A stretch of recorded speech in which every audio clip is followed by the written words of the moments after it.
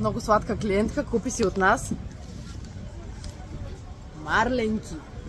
Хора, който не е пробвал марленки, не е живял. Просто не е живял. Това е много вкусно. Има ги.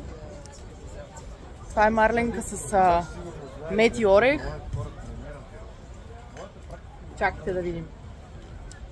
Това е мед и кайсия. И на мен най-любимото ми е